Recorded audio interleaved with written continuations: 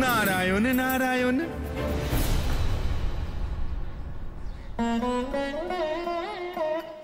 আপনি এখানে দেবর্ষি? নারায়ণ নারায়ণ।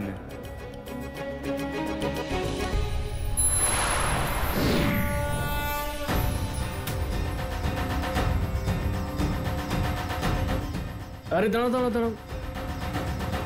কি হয়েছে দাদা? খুব কষ্টে পেয়েছি তোমাকে বাবু। আচ্ছা, তুমি আমার সঙ্গে সন্তোষী মায়ের প্রসাদ খেতে যাবে? সন্তোষী মায়ের প্রসাদ? হ্যাঁ। সে তো আমার ভীষণ প্রিয়, চলুন। কিন্তু আগে বলো, তুমি টক জাতীয় কিছু খাওনি তো? টক? টক তো আমি কখনোই খাই না। খুব ভালো। তাহলে চলো বাকি বাচ্চাদের খুঁজি। আসলে 8 জন বাচ্চাকে এই প্রসাদ খাওয়াতে হয়। আরে আমি 8 জন বাচ্চার খাবার একাই খেয়ে নেব, আপনি চলুন তো আগে। 8 জন বাচ্চার প্রসাদ খেয়ে ফেলবে? হ্যাঁ।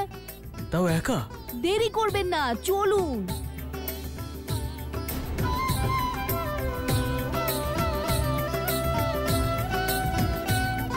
চলুন। হ্যাঁ হ্যাঁ হ্যাঁ, চলো চলো।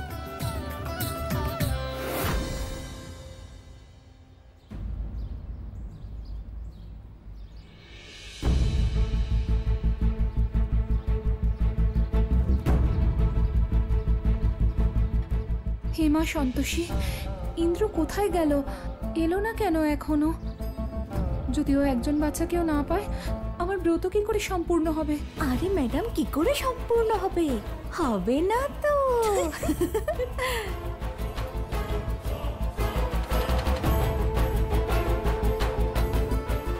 সাথী, এই দেখো কাকে নিয়ে এসেছি। ভেবে নাও যে সাক্ষাৎ ভগবান আমাদের বাড়িতে এসেছেন। মানে 1 ঘন্টা ধরে বাচ্চাদের খুঁজেই চলেছি, একজন কাউকে খুঁজে পাইনি। তারপর হঠাৎ করে এই মহারাজ না জানি কোথা থেকে উদয় হলো। চলো তাড়াতাড়ি এবার ওকে প্রসাদ খাওয়াও। সে তো ঠিক আছে ইন্দ্র, কিন্তু বাকি বাচ্চারা? আপনি চিন্তা করবেন না দিদি, আপনি সবার খাবার নিয়ে আসুন, আমি সবার খাবার একাই খেয়ে নেব।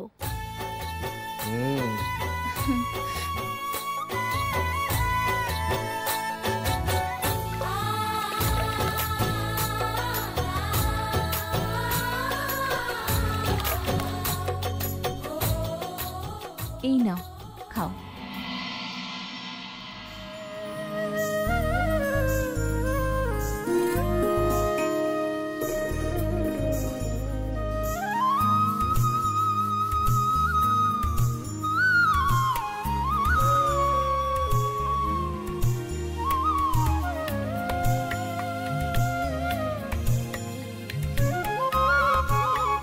চিন্তা করবেন না, এসব আমি একাই খেয়ে নেব।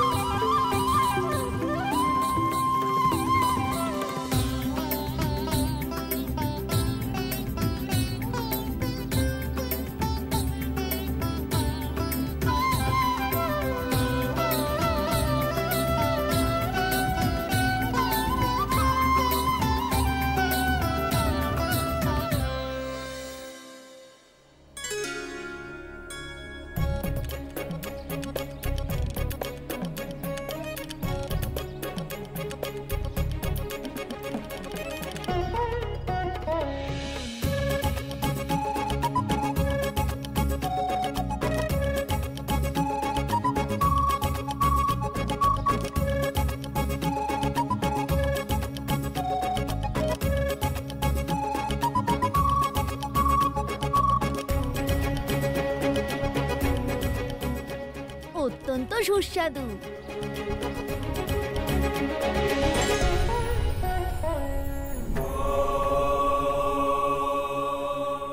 দেবী, এই নির্জন পর্বতে কাকে দেখে প্রসন্ন হচ্ছেন?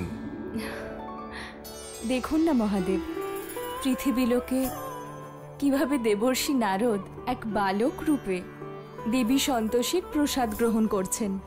এতে আশ্চর্য হওয়ার কিছুই নেই। হয়তো আপনার একটি রহস্যের কথা জানা নেই। কি কথা মহাদেব? এটাই যে যখন কোনো ভক্ত সম্পূর্ণ ভক্তি সহকারে কোনো দেবদেবীকে ভোগ অর্পণ করেন বা প্রসাদ বিতরণ করেন, তখন প্রসাদ গ্রহণ করতে অনেক সময় ঈশ্বর স্বয়ং সেখানে পৌঁছে যান। ভক্তের পাশাপাশি ঈশ্বরের কাছেও সে এক সৌভাগ্যের মুহূর্ত হয়। আজ নারদ সেই সৌভাগ্যই লাভ করেছেন। আপনি ঠিকই বলেছেন মহাদেব। কতই না আনন্দ হচ্ছে ওনার। মহাদেব, একদিন আমরাও যাব পৃথিবী লোকে প্রসাদ গ্রহণ করতে। নিশ্চয়ই দেবী।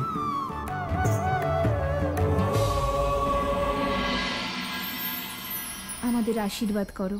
ভগবানের প্রসাদ যে খায় সে আমাদের কাছে পূজ্য। আর তোমাকে তো এমন সময় পেয়েছি বাবু, যখন কাউকে পাচ্ছিলাম না। মনে হচ্ছে যেন সন্তোষী মা তোমাকে আমাদের জন্যই এখানে পাঠিয়েছেন। হ্যাঁ, মাতাই তো আমাকে পাঠিয়েছেন, তাই ওনার হয়ে আমি তোমাদের দুজনকে আশীর্বাদ করছি।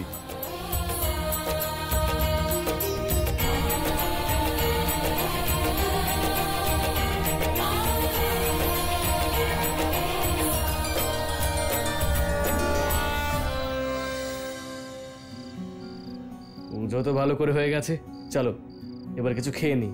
না ইন্দ্র, আমি খাবো না। কেন?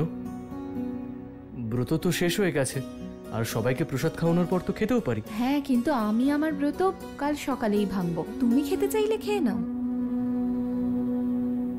পুরো পৃথিবীতে কি তোমার আমাকেই পেটুক বলে মনে হয়? যদি তুমি সকালবেলা খাও, তাহলে আমিও সকালবেলাতেই খাবো। আরে কিন্তু তুমি আমার জন্য কেন না খেয়ে থাকবে?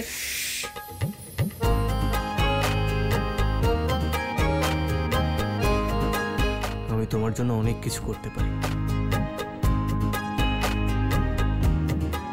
কারণ আমার মন প্রাণ জীবন সবই তো তোমার সাথী।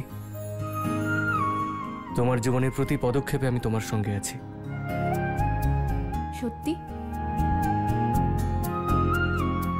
ভোলানাথের দিব্যি, বুকে হাত রেখে দেখো, সব বুঝে যাবে।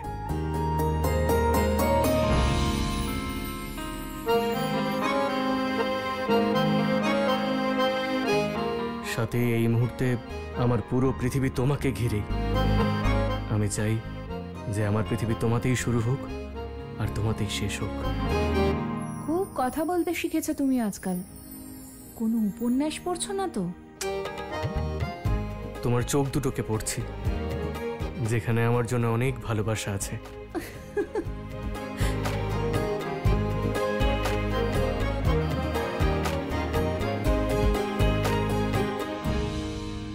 কি ব্যাপার, তোমরা কি সবাই বিকলাঙ্গ হয়ে গেছো নাকি? হ্যাঁ, কি কুন্তি দেবী, ওই রাস্তার মেয়েটাকে এখনো শায়েস্তা করতে পারলে না তুমি? আর তুমি প্রভু অভয়ানন্দ, কলা গাছের মতো দাঁড়িয়েই থাকো খালি। আর এদিকে তোমার বউ হাত ভেঙে বসে আছে। এটুকুও শক্তি নেই যে ওর হাতটা ভেঙে দিতে পারে। এই যে রিঙ্কি দেবী, সারাদিন তো মুখে ফটর ফটর অনেক খই ফোটে, মাঝে মাঝে একটু মগজটাকেও কাজে লাগাও। আর তুই ওদেরকে তো অনেক কথা বলছিস, আর তুই নিজে কি করলি সিংহাসন? শোনো মা, আমি না এক ধাপে এগিয়ে কাজ করি, যা করার ছিল করে এসেছি। ওই ক্লার্ক বাবু আর তার পরিবারকে এমন শিক্ষা দিয়েছি যা কখনো ভুলতে পারবে না। কিন্তু তোমরা কেউ তোমাদের দায়িত্ব পালন করতে পারোনি। তা কি করব বাবা, যখনই কিছু করতে যাই ইন্দ্র মাঝখানে চলে আসে। ও যদি না থাকতো তাহলে তাহলে কি করতি? তাহলে আমি ওর বউকে আমাদের রাস্তা থেকে সরিয়ে দিতাম।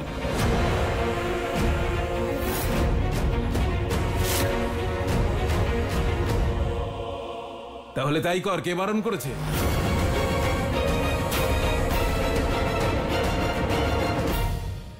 না না না না না, পুলিশের কথা একদম চিন্তা করিস না তুই। ওইসব মন্ত্রী আর পুলিশ সবাই আমার পকেটে। যে করে হোক মেয়েটাকে বিদায় কর আমাদের জীবন থেকে।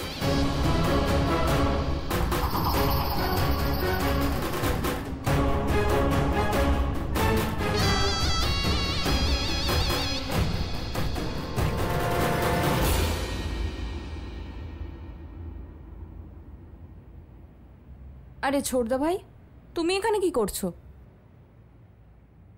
ওই মিষ্টি লজেন্স কে দিয়েছিল? আমাদের ওই দিদিটা দিয়েছিল।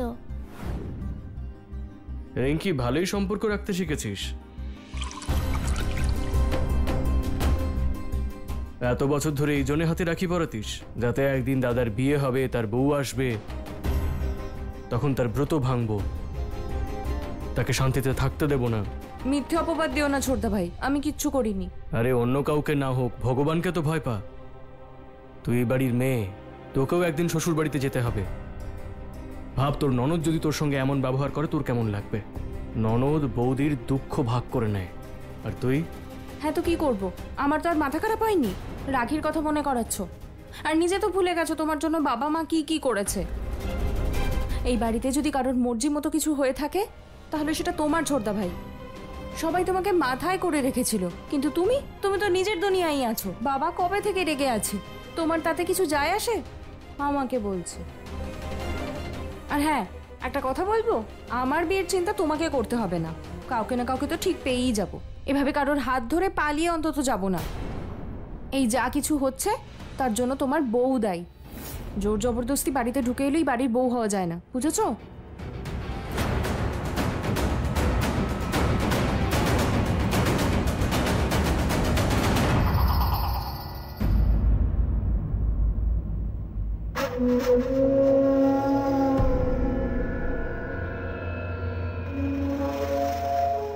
আমি নাস্তিক নই,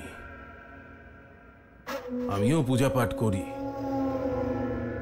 আমিও অন্যান্য অনেক দেবদেবীকে মানি, কিন্তু এই যে মেয়েটা জোর করে আমাদের বাড়িতে ঢুকে পড়েছে, তাকে আমাদের পরিবারে কেউ পছন্দ করে না। আপনার ক্ষমতা থাকলে আপনার এই ভক্তকে আপনি দয়া করে আমার বাড়ি থেকে নিয়ে যান, আর আমার এই বাড়ির পরিবেশকে দূষিত হয়ে যাওয়া থেকে রক্ষা করুন। এই কাজের দায়িত্ব আমি আপনাকেই দিলাম।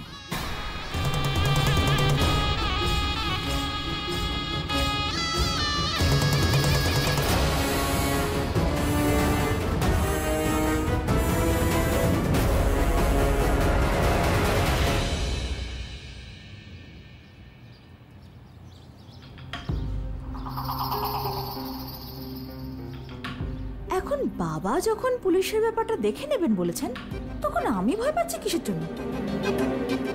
ওই ডাইনির খেলা আমি আজ শেষ করেই ছাড়বো।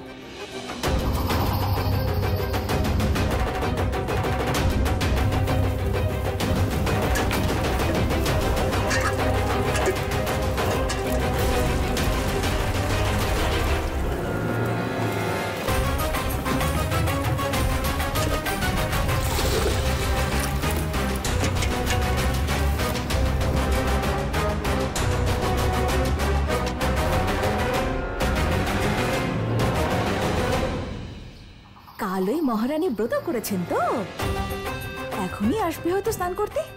আমি তো চাই ও তাড়াতাড়ি চলে আসুক, আর এই তারের কারেন্ট ছুঁয়ে ওর সর্বনাশ হয়ে যাক, একদম বল হরি হরি বল হয়ে যাক। ওর ডাইনিগিরি ঘুচিয়ে দেবো আমি।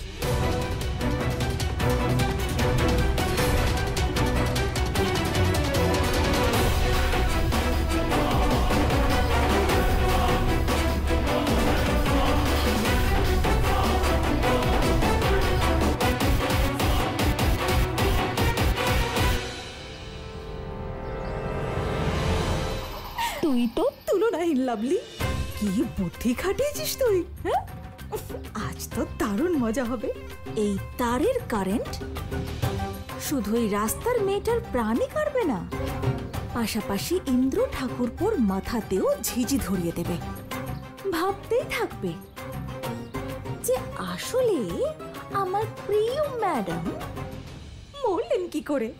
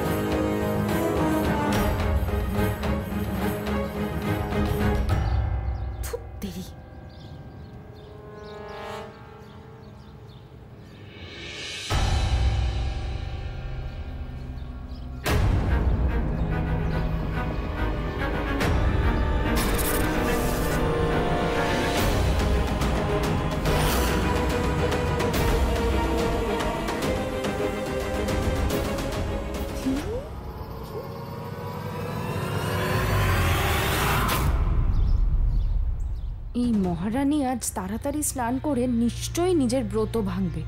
আইডিয়া, ওকে দুপুর অবধি স্নান করতেই দেব না, না খাইয়ে রেখে দেব।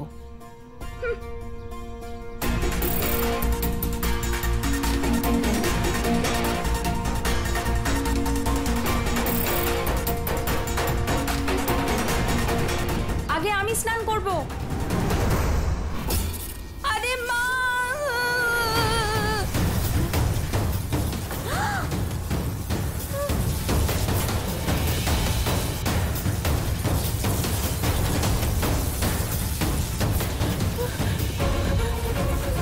আরে রিঙ্কি, কি হলো? আরে রিঙ্কি, আরে কি হয়েছে? আরে আমার মেয়ে কেমন কাঁপছে দেখো।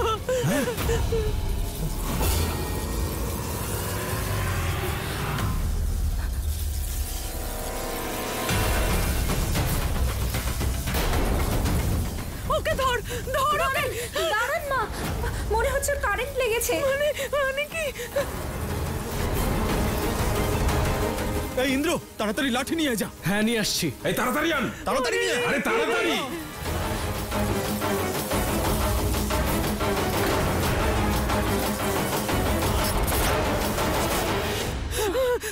রিঙ্কি, ও রিঙ্কি, রিঙ্কি কি হলো? তুই ঠিক আছিস তো বোন? রিঙ্কি, রিঙ্কি, রিঙ্কি চোখ খোল। এই রিঙ্কি, এই রিঙ্কি, এই তুই ঠিক আছিস তো? চোখ খোল। বস বস মা। রিঙ্কি, এই সরে যা, সরে যা, সরে যা। বস এখানে। বস বস বস বস বোন, বস। সাবধানে সাবধানে। ও রিঙ্কি, এই কারেন্টের তারটা এখানে কে রেখেছে? রিঙ্কি, রিঙ্কি চোখ খোল। ঠিক আছিস তো মা? মা, রিঙ্কি তুমি ঠিক আছো তো? দাঁড়াও, আমার মেয়ের কাছে আসবে না। তুমি তোকে মেরে ফেলতে চাও। আরে শুধু ওকে কেন, আমাদের সবাইকে মারতে চাও তুমি। যবে থেকে এসেছো তবে থেকে এই বাড়িতে বিপদ ঘটছে। কাল আমার বৌমার হাত ভেঙে দিলে, আর আজ রিঙ্কিকে মারার চেষ্টা করলে। আমি কিচ্ছু করিনি, বরং বরং আমি তো বালতিটা নিজেই তুলতে যাচ্ছিলাম।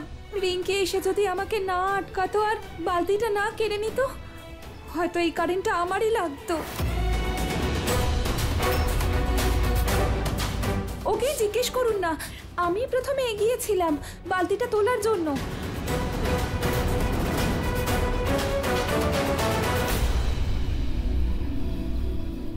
সরো তো একটু। এই যে ম্যাডাম, তুমি বেশি স্টাইল মেরো না, হ্যাঁ? ভেবো না যে কেউ দেখেনি, ঠিক আছে? মা, আমি দেখেছি ওকে, বেশ হেলে দুলে আসছিল এখানেও। তুমি তো একটা কথা খুব ভালো করেই জানো যে তোমাকে আমরা কেউই সহ্য করতে পারি না। আর এটাও তুমি খুব ভালো করে জানতে যে কেউ না কেউ এখানে অবশ্যই আসতো আর বালতিটা নিত। মা, ও ভীষণ চালাক, জানেন তো?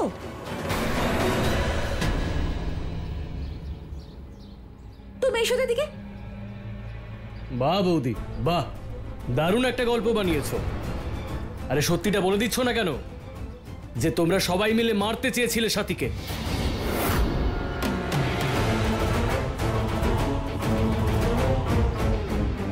রিঙ্কি মাঝে চলে এলো, তাই সবটা ভেস্তে গেল। বেচারি বেঁচে গেছে। বাহ বাবা ইন্দ্র, খুব বাঁচা বেঁচে গেলে তুমি। নইলে ওর যদি আজ কিছু হয়ে যেত, তাহলে তোমাকে তো সাদা শাড়ি পরে ঘুরতে হতো। যাকে ভালোই হলো, সে দৃশ্য আর দেখতে হলো না। বাবা, এখানে কিন্তু কারেন্ট নিয়ে কথা হচ্ছে। কারেন্ট তো থাকতেই পারে, অবাক হওয়ার কি আছে? কারেন্ট যে কোনো জায়গায় থাকতে পারে, কে কি করবে? তার খুলে নিয়েছে, কারেন্ট চলে গেছে। হ্যাঁ, তোমার বউয়ের জায়গায় রিঙ্কি ঝটকা খেয়েছে। তোমার কপাল ভালো, তোমার বউ বেঁচে গেছে। আর এমনিতেও আমরা কোথায় ওকে মারছি? ওই তো আমাদের সব ইচ্ছেগুলোকে মারছে। ভেবেছিলাম ছোট জনের বউ আসবে, তখন ওর কাছ থেকে রামায়ণের পাঠ শুনবো, আর ও তো ঘরে মহাভারত দেখিয়ে ছাড়লো। একদিনও আমাদের শান্তিতে থাকতে দিল না। ঠাম্মা, তুমি জীবনেও শান্তি পাবে না, কারণ তোমার ইচ্ছে আর তোমার ব্যবহার দুটোই একে অপরের সঙ্গে মেলে না। তাই এটাই ভেবে নাও যে পৃথিবীর সব থেকে খারাপ নাত বউ পেয়েছো তুমি, কিন্তু আমার কাছে ওই সব থেকে ভালো, আর আমি ওর সঙ্গে আনন্দে আছি। এই যে নবাব পুত্তুর, যদি এতই আনন্দে থাকো তবে এখান থেকে বিদায় হও, কারণ যদি এ বাড়িতে থাকো তাহলে ওই রাস্তার মেয়েটার প্রেমে অন্ধ হয়ে ওর সর্দি কাশি যাই হোক না কেন তার দোষ আমাদের দেবে। আরে বাবা, ও বাড়ি ছেড়ে কি করে যাবে? ভালোবাসায় তো আর পেট ভরে না, তাই না? নিজের বউকে খাওয়াবে কি ও? ভালো যখন বেসেছি দাদা, তখন ওকে ঠিক খাওয়াতে পারবো। আর যদি না খাওয়াতে পারি তাহলে গঙ্গায় ভাসিয়ে দেবো ওকে, আর নিজেও ডুবে মরবো।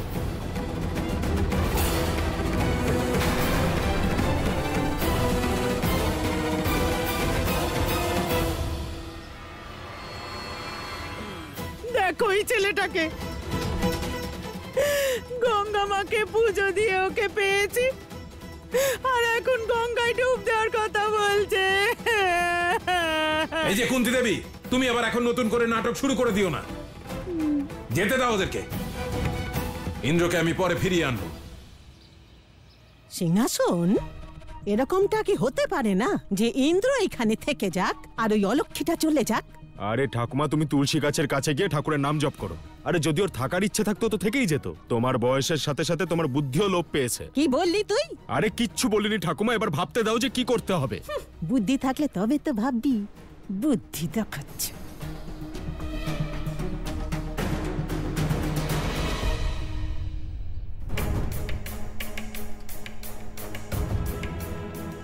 ইন্দ্র, ইন্দ্র কি করছো এসব? তুমি তো আগে থেকেই জানতে যে এইসব হবে, তাহলে বাড়ি ছেড়ে চলে যাওয়ার কি দরকার?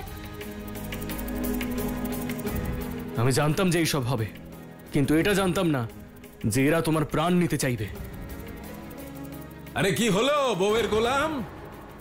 ঘরে ঢুকেই মন পাল্টে গেল নাকি? বাড়ি থেকে চলে যেতে বলায় তোমার হাত পা সব কাঁপতে শুরু করেছে নাকি? শুনেছ? এখনো থাকতে চাও এখানে? ইন্দ্র, আমার কথা শোনো।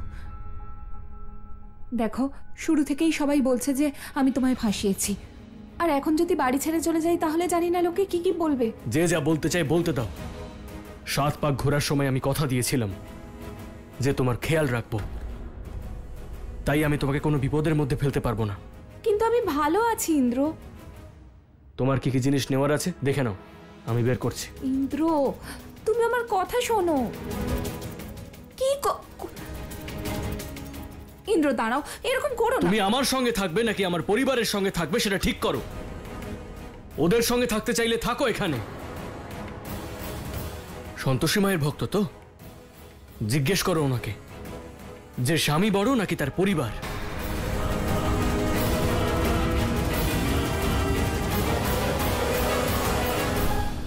ধ্যাত্তেরি কি, আজ আমার সমস্ত প্ল্যানিং ভেস্তে গেল। কি যে করি? এই রিঙ্কি যদি মাঝখান থেকে ওখানে উদয় না হতো না, তাহলে আজ তো ওই ডাইনির খেলা শেষ হয়ে যেত। এই হাত দিয়েই তার বিছিয়েছিলে না? রিঙ্কি! বলতে তো পারতে কারেন্টের তার লাগিয়েছো। যদি মরে যেতাম ছাড়ো, তাহলে বাবা আরে! পণ দেওয়ার জন্য যে টাকাগুলো জমিয়েছে সব নিজে খেতে না? আরে ছাড়ো, আমার হাতে ব্যথা করছে। মৃত্যুর মুখ থেকে ফিরে এসেছি, সাক্ষাৎ মৃত্যুর রূপ আমি। আরে আমি কি করে জানবো যে মাঝখান থেকে তুমি ওখানে চলে আসবে? এরপর থেকে আবার এরকম কাণ্ড করলে আমাকে একবার ইনফর্ম করে দেবে। আগে ওই মহারানী বিদেয় হোক, তারপর তোমাকে বোঝাবো কারেন্ট খেলে কেমন লাগে। কি ব্যাপার ইন্দ্রবাবু, বিদায় করার জন্য লগ্ন দেখতে হবে? আরে বাবার গলা না? আবার কি হলো? বাইরের জগতে পা দিলেই ভালোবাসার আগুন আর বেশি দিন জ্বলবে না, তখন পেটে খিদের আগুন জ্বলবে। প্রেমের বুলি আর বেরোবে না মুখ দিয়ে। তাই আমার কথা শোন, এই মেয়েটাকে ওর বাপের বাড়িতে রেখে দিয়ে তুই আবার নিজের বাড়িতে ফিরে আয়। তারপর আমরা সবকিছু ভুলে আবার আগের মতো আনন্দে থাকবো।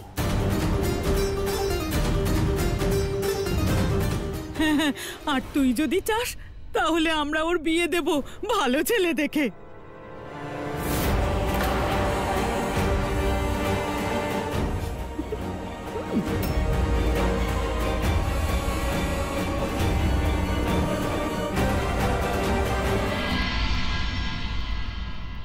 কুন্তি দেবী, শাড়ি নিয়ে এসো তো একটা, তাড়াতাড়ি আনো। বাপের কোনো কথাই শুনবে না এটা যখন ঠিক করেই নিয়েছো, তাহলে এই নাও। তুমিই পরিয়ে দিও ওকে, শাড়ি পরতে তো শেখেনি কখনো। আজ আমার কুলাঙ্গার ছেলেকে বিদায় দিলাম বাড়ি থেকে।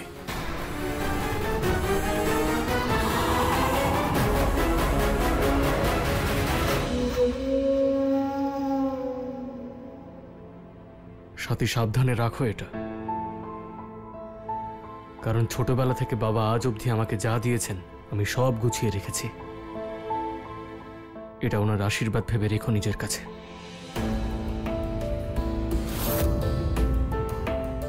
বাবা সাথীর দিব্যি করে বলছি, জীবনে সব থেকে বেশি তোমাকে ভালোবেসেছি। তুমি চাইলে পরখ করে দেখতে পারো, কিন্তু যাকে 7 জন্ম একসাথে থাকার কথা দিয়েছি তাকে তো আর আমি একা ছাড়তে পারি না।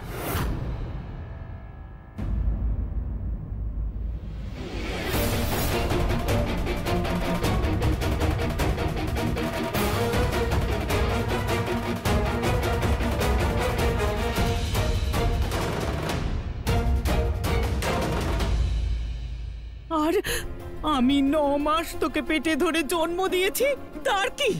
এই হিসেব করার থাকলে পেটের মধ্যেই মেরে ফেললে না কেন, যেমন বাকি দুটো মেয়েকে মেরেছিলে?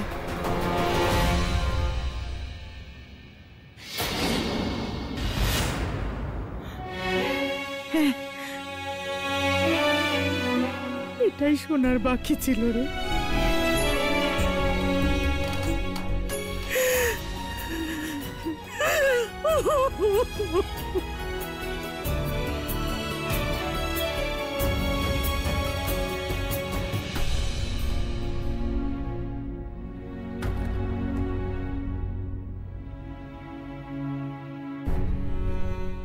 দাঁড়িয়ে আছিস কেন? যা, বেরিয়ে যা। আর তাছাড়া তোর কি বাজায় আসে মা কাঁদুক, বাঁচুক বা মরুক, তাই না? তোর তো মন উঠে গেছে এই বাড়ি থেকে। যা, চলে যা এখান থেকে।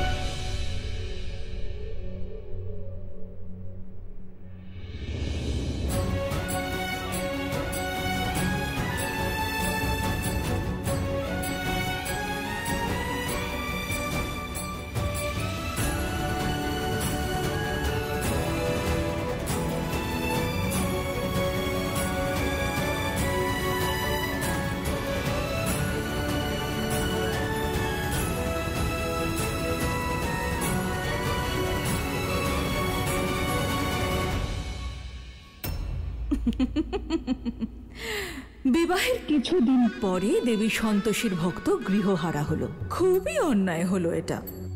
এবার সংসার যখন এটা দেখবে আর শুনবে, তখন এটাই তো বলবে যে দেবী সন্তোষের ব্রত করার পরেও লাভ কি হলো। এখন যখন এরা এত কষ্ট পাচ্ছেই, আরো একটু কষ্ট দিলে কেমন হয়, যাতে ওদের জীবন একটা অভিশাপের রূপ নেয় আর কেউ দেবী সন্তোষীর ব্রত না করে। আপনি ঠিক বলছেন দেবী। সাথীর এমন পরিস্থিতি দেখে আর কেউ দেবী সন্তোষীর ব্রত করবে না। নারায়ণ নারায়ণ।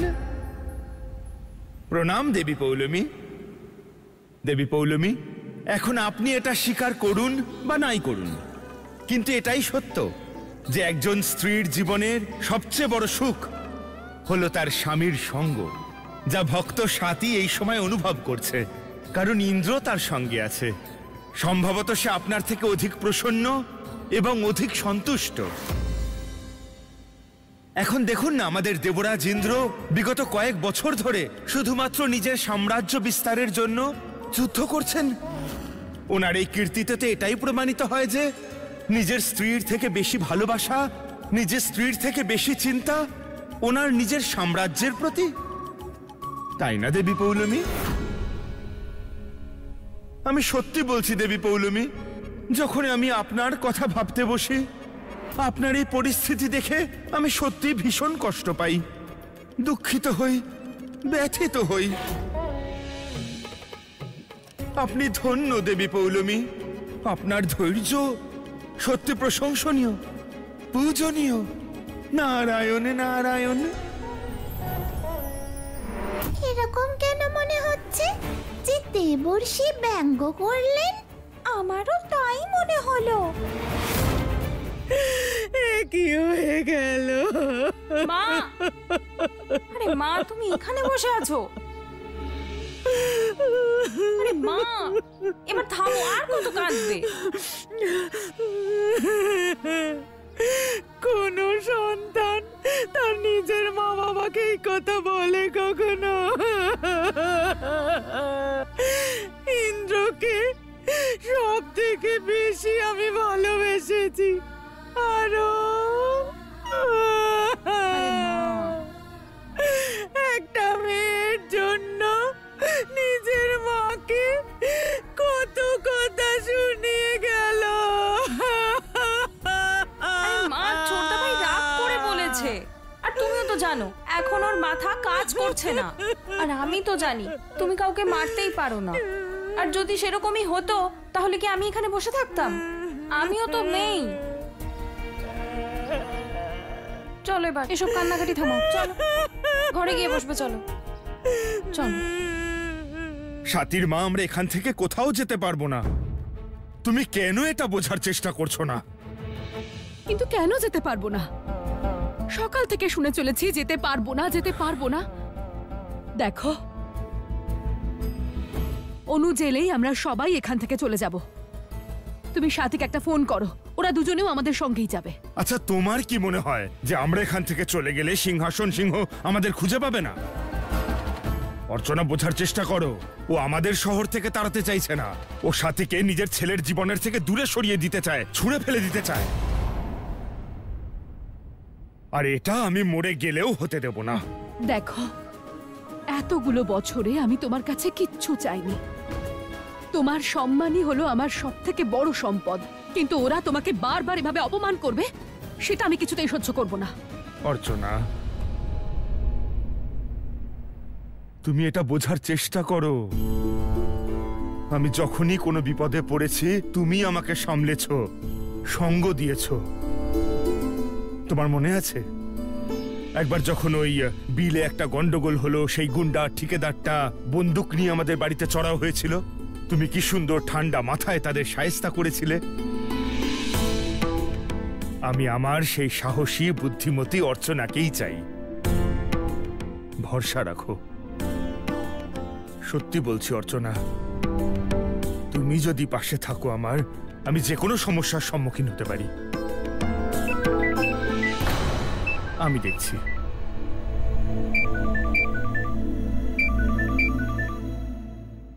হ্যালো, কি খবর ক্লার্ক বাবু? আরে নতুন খবর কিছু শুনেছো কি? ঠিক আছে, ভালো খবরটা আমিই তোমাকে দিচ্ছি। তোমার মেয়ে আর আমার ছেলে বাড়ি ছেড়ে চলে গেছে। এই সুবর্ণ সুযোগ হাতছাড়া করো না। তোমার মেয়েকে নিয়ে এই শহর ছেড়ে চলে যাও। আমার ছেলেকে আমি ঠিক ফিরিয়ে আনবো, বুঝতে পারলে? রাখছি এখন। কি হয়েছে? কার ফোন ছিল? সিংহাসন সিংহর। এবার তো আমরা আরোই থাকতে পারবো না। কেন? কি বললেন উনি? বলছিল যে সাথী আর জামাই বাবাজি সিংহাসন সিংহর বাড়ি ছেড়ে দিয়েছে।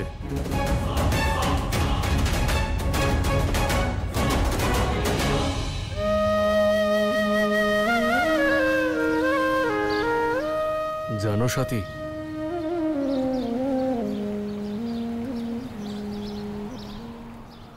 জন্মদিনে প্রতি বছর আমার বাবা আমাকে একটা ফিল্ম দেখাতো, যেখানে হিরো হিরোইন দুজন দুজনকে খুব ভালোবাসে আর তারপর বাড়ির অমতে গিয়ে বিয়ে করে ফেলে। এরপর বাড়ির লোকেরা যখন ওদের সম্পর্ক মেনে নেয় না, তখন ওরা বাড়ি ছেড়ে চলে যায়।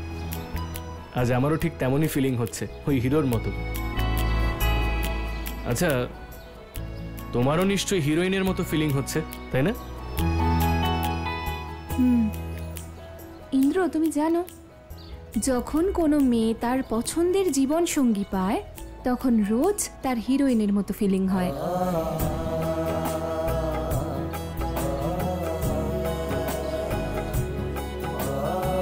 তাহলে চলো দুজন একসাথে নিজেদের মতো করে নতুন ভালোবাসার গল্প লিখি, আর দেখা যাক কি কি বাধা জীবনে আসে আর কিভাবে তা আমরা কাটিয়ে উঠতে পারি।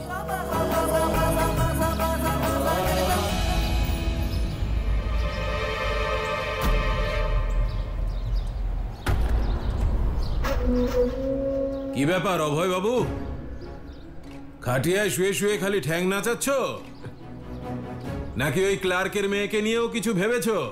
হ্যাঁ বাবা, আমি ভাবছিলাম যে ওই এত ভেবো না, শান্তিপূর্ণভাবে ওই মেয়েটাকে চিরকালের মতো শান্ত করে দাও।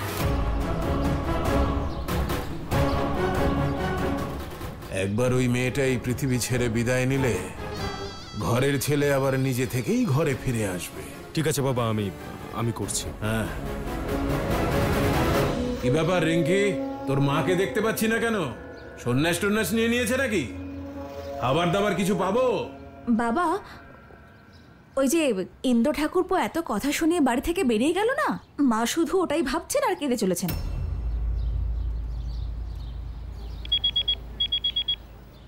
তোমার বাবার ফোন ধরো। হ্যাঁ বাবা, বলো। এত সকাল সকাল কেন ফোন করলে? সব ঠিক আছে তো? হ্যাঁ মা, এখানে সব ঠিক আছে। আমাদের এখানেও সবকিছু ঠিকই আছে বাবা। নিজের বাবাকে মিথ্যে বলতে তোর মুখে একটু বাঁধলো না সাথী? কারণ আমি জানি যে তুই আর জামাই বাবাজি বাড়ি ছেড়ে চলে গেছিস। আরে আগে জিজ্ঞেস করো ওরা এখন কোথায়। আগে তুই বল যে তোরা এখন কোথায়? ওই তোমার অফিসের কাছে যে মোড়টা আছে না, ওখানেই আছি। আচ্ছা, তোরা ওখানেই দাঁড়া, আমরা এখনই আসছি ওখানে। চলো অর্চনা। আরে ফোনেই তো বলে দিতে পারতে, ওরাই চলে আসতো এখানে। কখনোই না, গতবারের মতো এবারও কোনো একটা অজুহাত দিয়ে দিত ওরা। আমি যাবো ওদের নিয়ে আসতে। দেখে নিও বাবা, আমি তোমাকে বলে দিচ্ছি, এই সিংহাসন বাবুর পরিবার একেবারে রাক্ষস পরিবার। কিন্তু আমাদের জামাই বাবাজি তো সেরকম নয়। সে তো তোমার দিদিকে ছেড়ে দেয়নি। ওনাকে তো আমি কিছু বলিনি, কিন্তু যখন দিদির এই সিদ্ধান্তের কথা ভাবি না, মাথা গরম হয়ে যায় আমার। বেশি মাথা গরম করার প্রয়োজন নেই, নিজের রাগের ওপর নিয়ন্ত্রণ রাখ। চলো বেরোই, দেরি হয়ে যাচ্ছে। হ্যাঁ চলো। তোমার বাবার খুব খারাপ লাগছে তাই না? আর হয়তো আমাকেই দোষ দিচ্ছেন যে এমন জামাই পেয়েছেন যে তার বউকে নিজের বাড়িতেই রাখতে পারলো না। না ইন্দ্র, আমি আমার বাবাকে খুব ভালো করে চিনি। মায়ের মনে হয়তো সেই ভাবনা একবার হলেও আসতে পারে, সে তো মা, তাই না? কিন্তু বাবা কখনো এরকম ভাববে না। আচ্ছা শোনো না, সকাল থেকে ঘুরছি আর তোমাকে এক কাপ চাও খাওয়াইনি। তুমি এখানে বসো, আমি এক্ষুনি আসছি।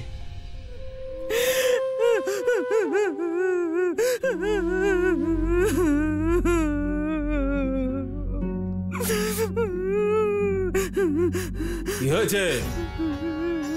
কুন্তি দেবীর নাম পাল্টে কি কইকেই নাম রাখতে হবে নাকি?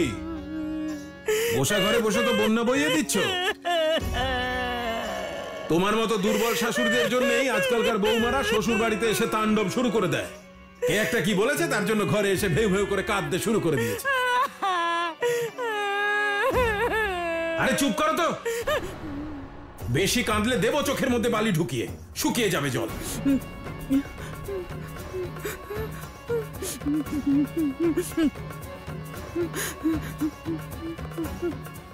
ক্ষমা করে দাও, আমি আর কাঁদবো না। হ্যাঁ,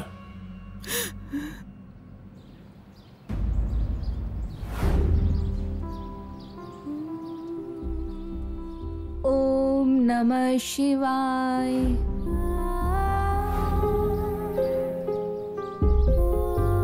এই রাস্তার মেয়েটাকে ঘরে ঢোকালে সমাজ আমাদের নামে ছিছি করবে। যারা ফাঁদ পেতে বড় লোকের ছেলেদের ফাঁসায় তাদের রাস্তার মেয়ে আর দুশ্চরিত্রাই বলে। আরে তোমার মতো মেয়েদের ফুলসজ্জার রাত কাটানোর কোনো অধিকার নেই। হ্যাঁ, ওখানেই রাখো। রাখো, ওটাই ওনার জায়গা। আমি তোমাকে বলে দিচ্ছি, ওই মূর্তি আমার ঠাকুর ঘরে থাকবে না। যদি এতই আনন্দ পেয়ে থাকো তাহলে এখান থেকে বিদায় হও। হে ভোলানাথ, আমার ব্রততে কি কোনো খামতি হয়ে গেছিল যে আমি স্বামীকে তো পেলাম কিন্তু শ্বশুর বাড়ি পেলাম না? তোমার ব্রতে কোনো খামতি ছিল না।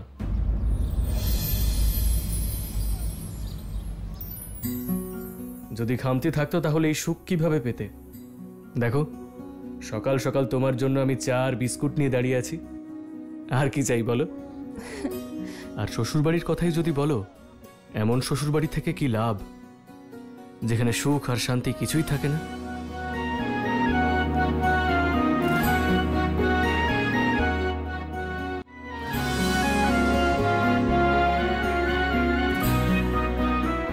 বাবা, এই নাও দাদা।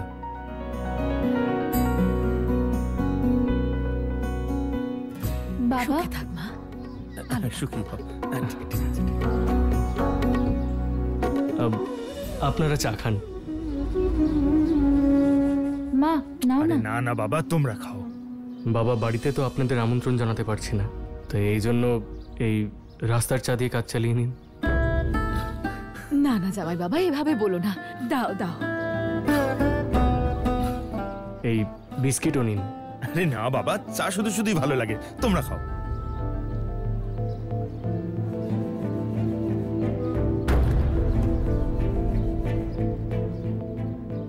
সাথী মা, বাবা তোমরা তোমরা চলো আমাদের সাথে আমাদের বাড়ি।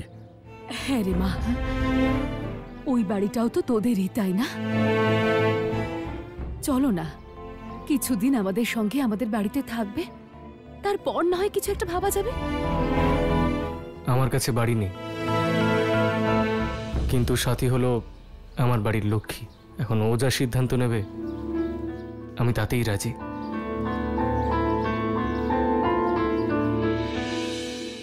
বাবা, আমি যেমনই থাকি ইন্দ্রের সঙ্গেই থাকব।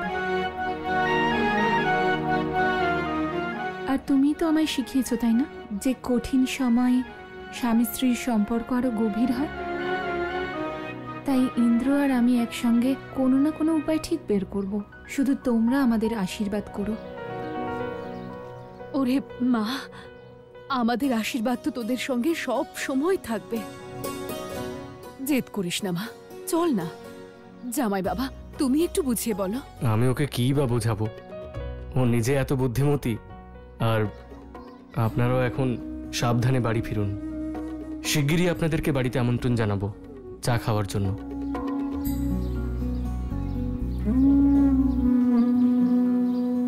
কিন্তু এখন বাড়ির ব্যবস্থা করার জন্য বেরোতে হবে।